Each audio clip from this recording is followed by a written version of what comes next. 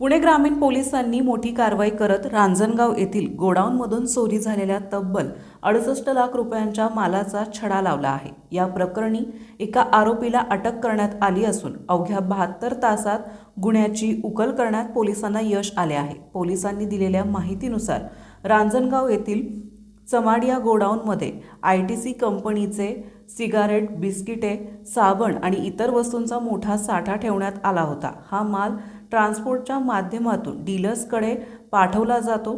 माल वाहतुकीसाठी moving logistic कंपनीची 4 इलेक्ट्रिक पिकअप वाहने वापरली जात असून रात्रीच्या वेळी ही वाहने मालासह आणि चलनासह गोडाऊन परिसरात उभी ठेवण्यात येतात। याच संधीचा फायदा घेत 17 डिसेंबर रोजी पहाटे अज्ञात चोरट्यांनी माल भरलेली एक इलेक्ट्रिक पिकअप वाहन सुरू करून गेटवर चलनाची नोंद करत थेट वाहनासह सुमारे 65 लाख रुपयांचा माल चोरून नेला। या घटनेनंतर रांजणगाव पोलीस ठाण्यात गुन्हा दाखल करण्यात आलाय। गुन्ह्याच्या तपासासाठी पोलिसांनी विविध पथके तयार करून तपासाची चक्रे फिरवली।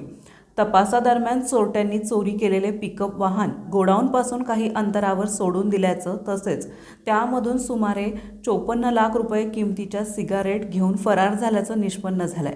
पोलिसांनी या प्रकरणात परिसरातील 100हून अधिक सीसीटीव्ही फुटेज तपासले। तपास सुरू असतानाचा संबंधित वाहन डिलिव्हरीसाठी नेत असताना वाघोली परिसरात आढळून आले।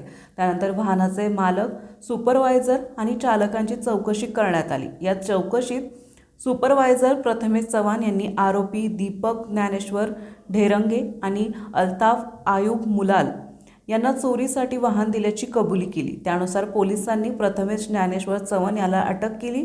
तपासात आरोपीकडून चोरीस गेलेले माल तसेच गुन्ह्यात वापरण्यात आलेले वाहन असा एकूण 68 लाख रुपयांचा मुद्देमाल जप्त करण्यात आला। पुढील तपास रांजणगाव पोलीस ठाणे करीत आहे।